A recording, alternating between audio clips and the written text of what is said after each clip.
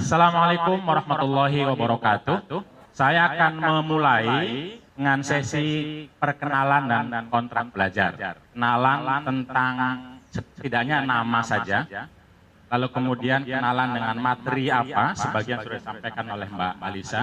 Bagaimana proses materi itu sampai kita betul-betul dapat mengambil manfaat yang baik untuk mewujudkan keluarga sakinah mawaddah warahmah. Karena itu sesi awal ini mohon semua buku, barang-barang masukkan ke tas dan diletakkan di bawah kursi. Kita satu saf aja, bisa ke depan ke sini, kursinya di bawah. Satu orang satu kursi.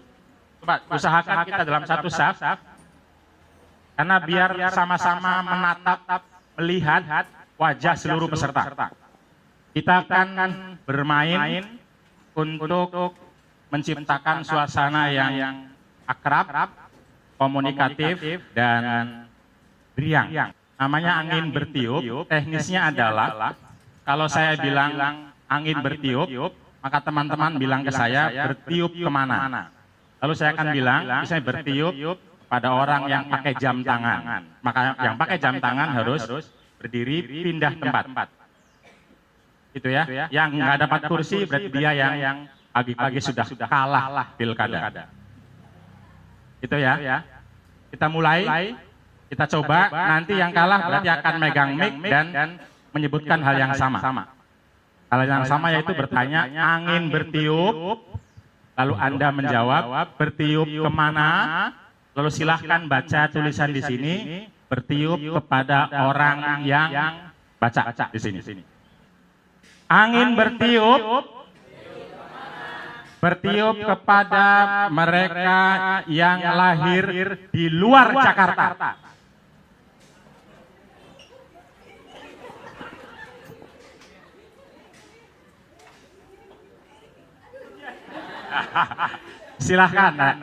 Silahkan sama seperti itu dan bacakan. Angin bertiup ke arah memakai baju lengan panjang.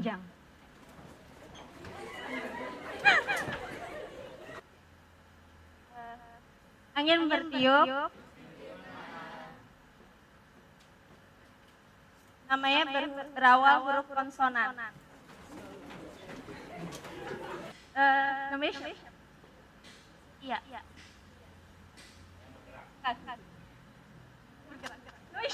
Yopi. Fakih. Silahkan, mari kita dengar dulu kesaksiannya. Apa yang dirasakan ketika kalah 2 kali ya? Apa yang dirasakan? Malu. Bingung. Melihat, menemukan apa saja yang dari permainan itu selain kata-kata ini? Panik. Ada yang panik juga ya? Mirip-mirip pilkada juga berarti ya? Panik. Ada yang lain? Ada? Sudah? Oke.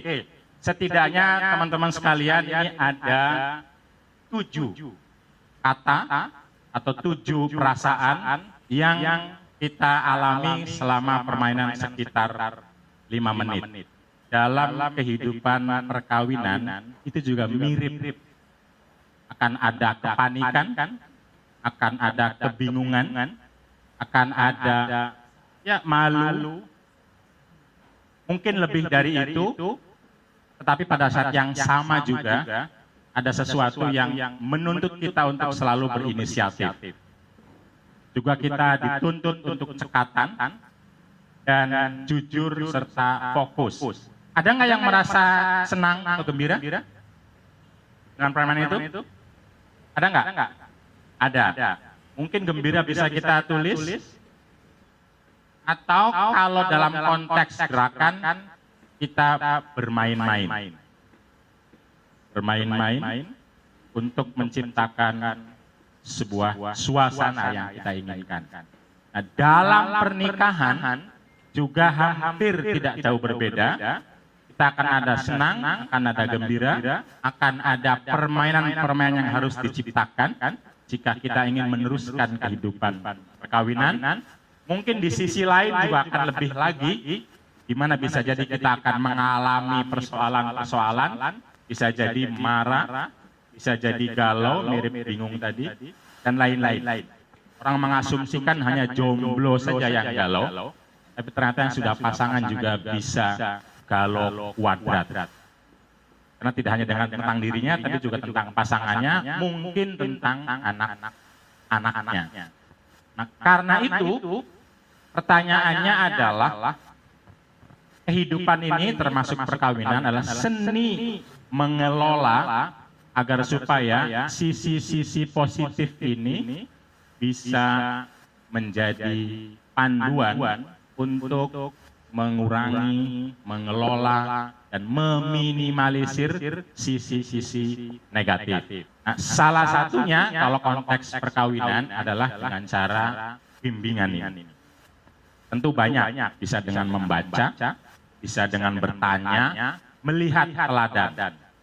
Katanya pernikahan itu sangat penting, sangat fondasi dalam kehidupan. Sering disebut keluarga adalah sekolah pertama sebelum sekolah ke SD, TK, SMP, SMA. Tetapi hampir semua kita, terutama generasi saya, itu untuk berkeluarga nggak ada sekolahnya. Katanya penting tapi sekolahnya nggak ada. Kursusnya juga tidak ada. Sehingga orang menikah itu seringkali atau kadang-kadang, kalau sekarang saya nggak tahu, itu hanya mengikuti orang lain nikah, ini waktunya juga ngikutin. Sehingga tidak ada perencanaan yang cukup, tidak ada persiapan yang cukup, kalaupun ada seringkali persiapannya hanya sekedar persiapan walimah, akad yang bersifat sosialnya. Tetapi persiapan bagaimana mengarungi kehidupan secara psikologi, secara sosial, secara keagamaan, hampir tidak ada sekolahnya. Tidak ada juga kursusnya. Nah, ini salah satu upaya kita untuk membekali teman-teman yang akan mengarungi kehidupan pernikahan agar hal-hal yang mungkin akan terjadi sebagai tindakan akibat yang negatif bisa diminimalisir dengan kekuatan dan potensi serta kapasitas yang kita miliki, yaitu sisi-sisi positif.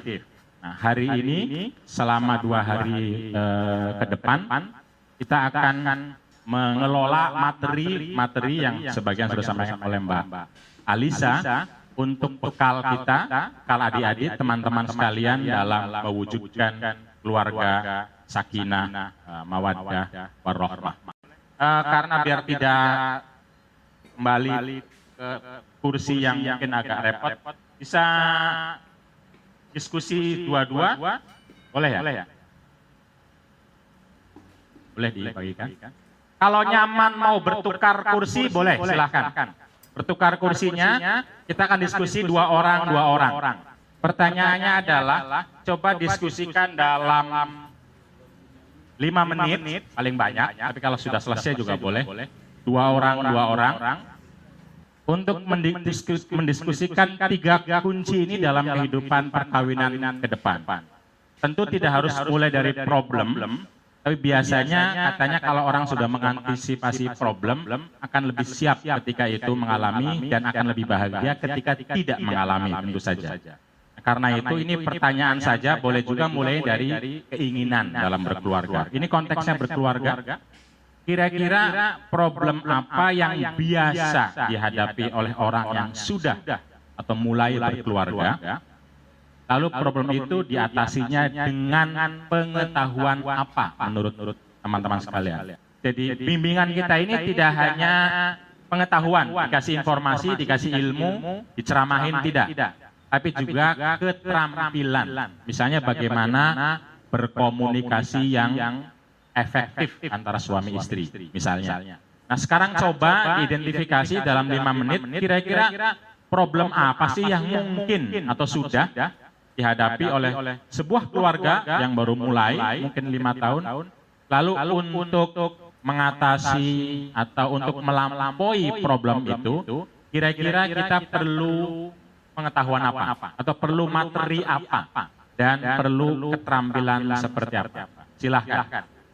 Jadi, problem keluarga atau bahkan secara umum, boleh yang baru menikah, boleh yang sudah lama, itu kira-kira apa sih biasanya problemnya, lalu harus diatasi dengan pengetahuan seperti apa, atau keterampilan apa.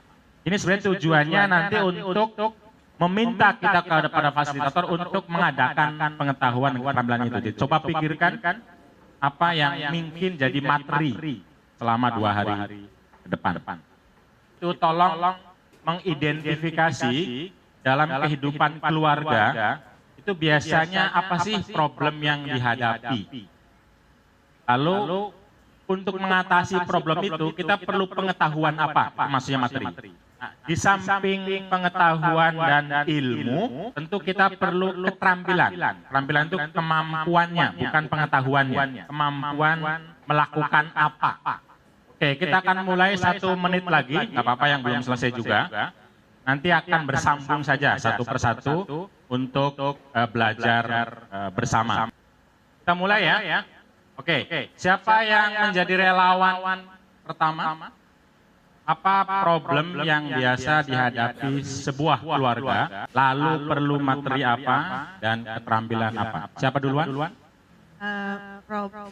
Problemnya keuangan, materinya bagaimana memanage keuangan, keterampilannya keahlian mengelola.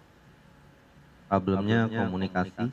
Kadang kita saling tidak mengerti maksud pasangan masing-masing, jadi bisa menimbulkan konflik. Cara berkomunikasi Berkomunikasi antar suami istri ya. Keterampilannya keahlian berkomunikasi. Ada yang punya usulan atau pandangan sama? Berapa orang? Hampir semua. Ada yang enggak kok. Sudah hebat komunikasinya. 1, 2, 3, 4, 5, 6, 7, 8, 9, 10, 11, 12, oh jadi ngacung, 13, 14 pasang. Lebih banyak masalah keuangan. Yang lain, ada yang lain selain 2 hal itu? Oke, jadi ada kebiasaan-kebiasaan yang waktu pacaran disembunyikan. Gitu, begitu menikah, oh begini toh, tahu semua. Itu istilahnya dinamika kali ya, karena ragam, karena banyak, nggak sempat untuk ngasih tahu semua, kan waktunya nggak cukup kasih tahu semua itu. Untuk sementara kan kasih tahu yang enaknya dulu. Berikutnya mari kita diskusi lebih lanjut kira-kira. Ada dinamika dalam keluarga yang seringkali pasangan tidak siap. Berarti yang diperlukan memahami atau materi tentang dinamika keluarga. Terus keterampilannya kira-kira diperlukan apa? Oke, mengajak pasangan, mampu mengajak berubah untuk kepentingan bersama tentu saja ya. Mengajak berubah. Mungkin bahasa lain nanti akan kita lihat mengelola. Ini dari Nuradi dan Atia. Ada yang lain? Ya, silahkan. Tentang pembagian peran mungkin ya Pak. Maksudnya aku jelaskan dulu. Oke, silakan. Takutnya ada yang salah nangkap. Mungkin kan ada zaman sekarang sudah wajar ya untuk wanita bekerja juga.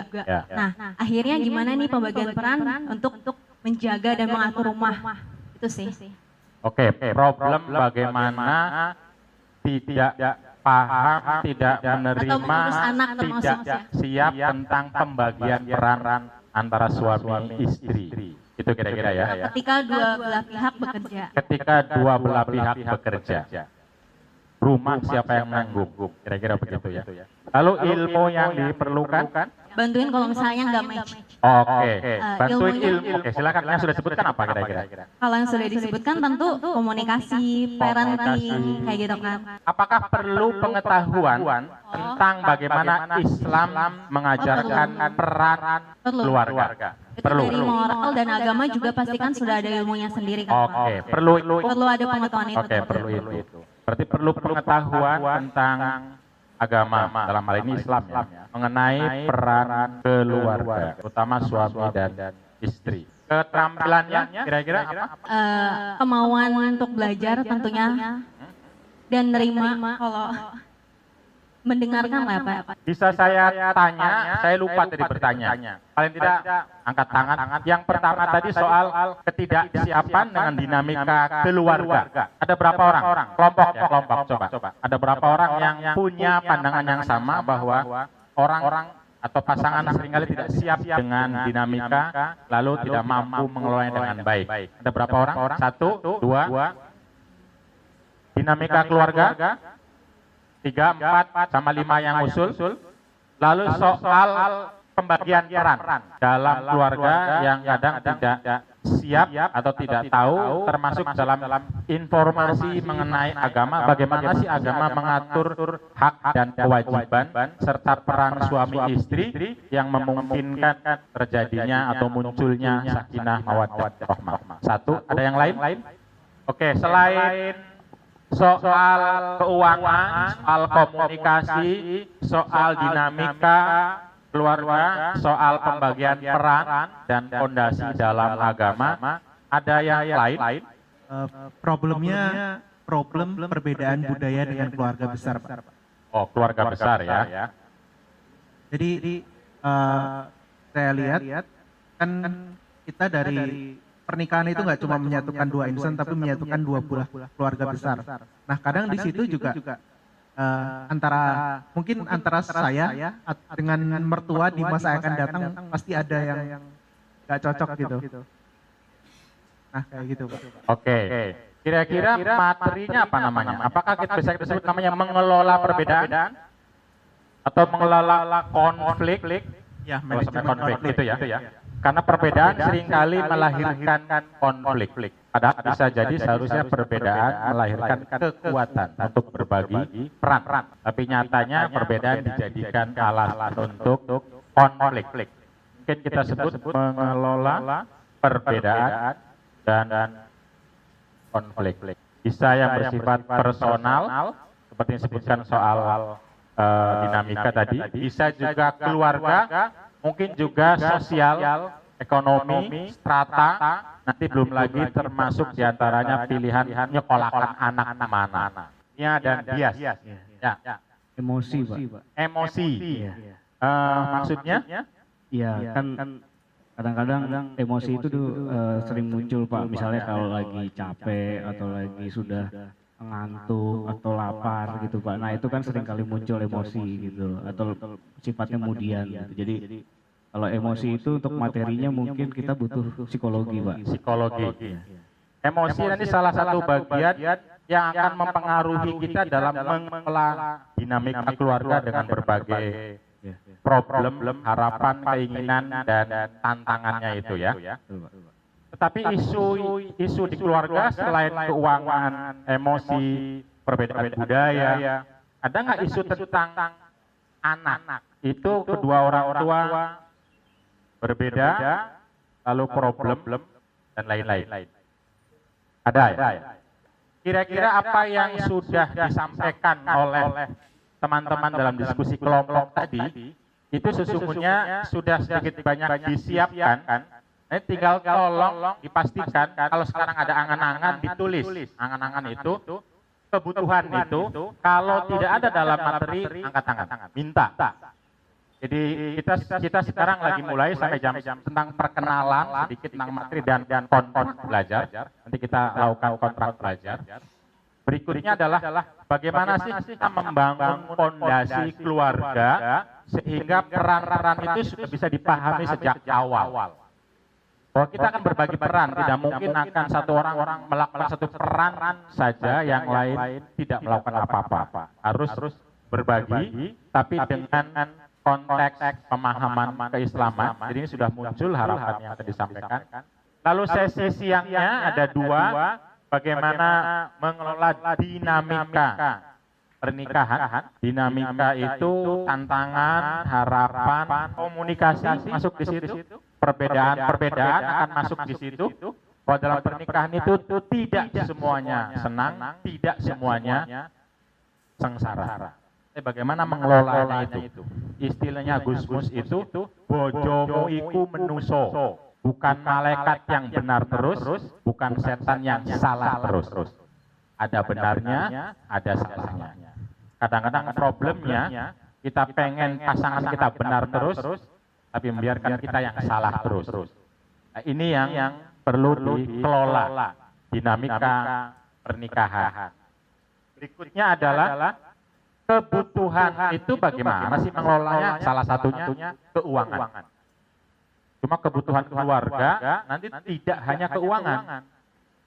Yang terpikir biasanya keuangan dulu. Itu bagaimana sih kalau kurang, kalau lebih, kalau banyak, kalau tidak ada, dan lain-lain. Jadi bukan mencari pekerjaannya, karena kita nggak cukup bicara, mungkin nggak bisa malah. Fasilitor mencari pekerjaan untuk Anda, nggak bisa. Tetapi kalau ada dan tidak ada, bagaimana mengelolanya agar kesepakatan untuk menjadi keluarga sakinah tetap berjalan. Hari kedua diharapkan sudah hadir lagi tepat waktu jam 8, biar kita bisa memulai dengan sesi baru, yaitu tentang kesehatan keluarga. Menurut kami ini penting sekali, karena biasanya calon pengantin itu tidak atau jarang berpikir tentang kesehatannya, baik yang laki-laki maupun yang perempuan. Terutama yang laki-laki dalam memandang atau melihat tubuh kesehatan perempuan. Karena kesehatan ini akan menjadi tumpuan awal untuk mengelola kebutuhan, keinginan, harapan berkeluarga. Termasuk dalam hal ini, sesi berikutnya soal anak-anak. Dari kesehatan itulah baru kita berpikir bagaimana punya generasi yang berkualitas, anak yang sehat, cerdas, dan mampu menjadi bagian utama dalam keluarga sakinah. Jadi kesehatan keluarga, kemudian mencetak generasi berkualitas, dan terakhir adalah bagaimana kalau dalam kehidupan nyata kita ternyata banyak sekali perbedaan yang kadang-kadang menjadi konflik, menjadi persoalan, tidak ada titik temu.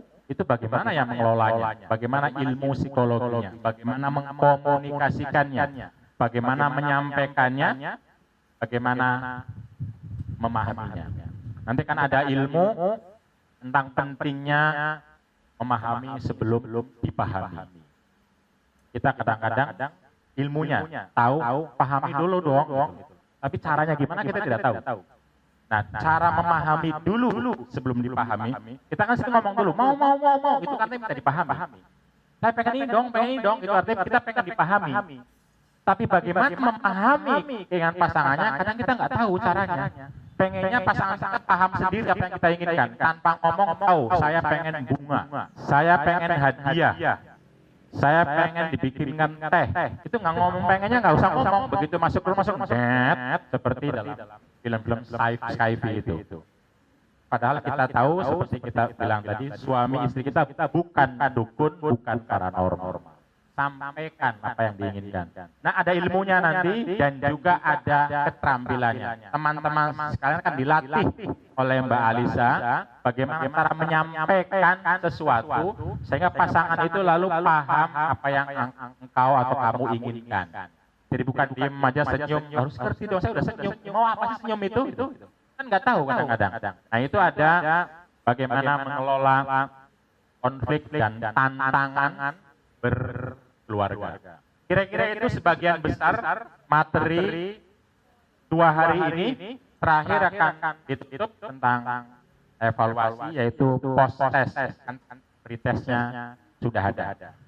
Oke, dari jadwal ini, rancangan jadwal ini ada pertanyaan atau ada keinginan tambahan materi tertentu? Silahkan.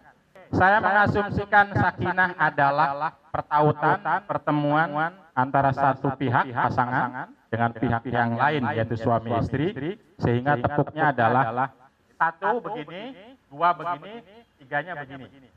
Jadi kalau tepuk sakinah, Nah, sakinah, gitu ya. Ya dong, semangat kita semangat. Oke, kita mulai ya. Kita mulai, boleh berdiri. Berdiri. Tepuk sakinah. Sakinah. Satu kali lagi. Sakinah. Oke, silakan duduk. Kontrak belajar. Maksudnya adalah kira-kira kalau semua materi ini ingin kita dapatkan dan dibawa keluar ruangan ini dengan penuh pemahaman dan juga kemampuan menggunakannya karena keterampilan, kira-kira apa yang perlu disepakati soal teknis, HP, keluar ruangan, dan lain-lain itu. Dan juga termasuk apa sih yang kira-kira diharapkan dari kursus ini secara teknis. Dan juga kekhawatiran. Jadi kalau ditulis kira-kira begini, ada harapan apa? Teknis ya, kalau materi kan tadi sudah. Ada harapan apa? Dan ada kekhawatiran apa yang membuat kita tidak mampu memperoleh ilmu dan keterampilan tadi, sehingga lalu kita perlu sepakat.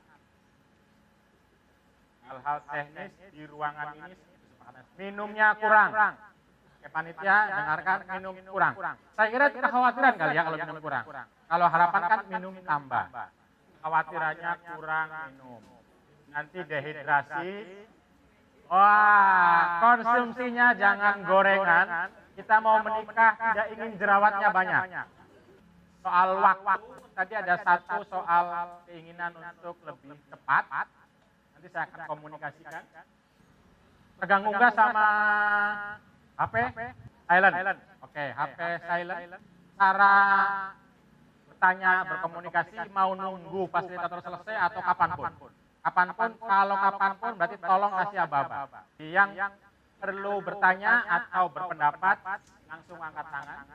Oke, teman-teman sekalian, itulah kira-kira sesi perkenalan dan kontrak belajar kita, di mana memang sangat cepat kenal namanya dan mungkin juga tidak lupa lagi. Karena waktu tidak cukup, tapi setidaknya kita tahu masing-masing sudah menampakkan wajah, keinginan, harapan, dan terkait juga dengan materi bimbingan perkawinan ini. Selama 2 hari, pengetahuan dan keterampilan terkait dengan kehidupan berkeluarga. Mulai dari fondasinya sampai dengan bagaimana memenuhi kebutuhan, mengelola dinamika, memahami dan mengerti tentang kesehatan keluarga, begitupun merancang generasi yang berkualitas, termasuk ketika terjadi atau ada perbedaan dan konflik, bagaimana mengelola itu semua. Sehingga dalam kursus ini, dalam bimbingan ini, setidaknya teman-teman akan memperoleh pengetahuan pada saat yang sama juga keterampilan. Jadi tidak hanya tahu, tapi juga mampu. Karena itu kalau belum mampu, tanya. Tadi misalnya, berkomunikasi yang kira-kira dipahami, nggak paham, tanya. Saya belum paham gimana caranya menyampaikan sesuatu dan istri atau suami saya tidak marah. Tidak malah salah paham. Itu gimana caranya? Itu adalah keterampilan. Jadi bimbingan kita itu tidak sekedar tahu, tapi sampai mampu. Karena biar begitu pulang bisa dipakai, terutama untuk mengawali fondasi pernikahan 5 tahun pertama. Jadi karena itu teman-teman sekalian, mohon sama-sama semuanya mengikuti proses ini, datang untuk tepat waktu, dan panitia nanti saya akan sampaikan sebagai fasilitator untuk mengusulkan keinginan dan harapan-harapan yang sudah tercatat. Yang tercatat adalah soal minum, sholat, dan juga waktu sedikit lebih tepat, tapi tidak jam 12, maaf. Dan juga teman-teman juga bisa sepakat untuk HP silent, bertanya langsung saja, dan mungkin menghormati tentu teman yang ingin berbicara dan menyampaikan. Saya akan mengakhiri sesi ini dan saya akan serahkan ke berikutnya kepada Ibu Dr. Nur Rofiah. Sebelumnya saya akan bertanya, apakah Anda siap untuk mewujudkan keluarga bahagia? Siap untuk mewujudkan keluarga bahagia? Keluarga sakinah? Siap. Oke, tepuk tangan untuk kita semua. Terima kasih. Sesi berikutnya adalah tentang bagaimana membangun, memulai fondasi keluarga sakinah, mawaddah, warahmah yang akan difasilitasi oleh Ibu Nur Rofiah. Silakan.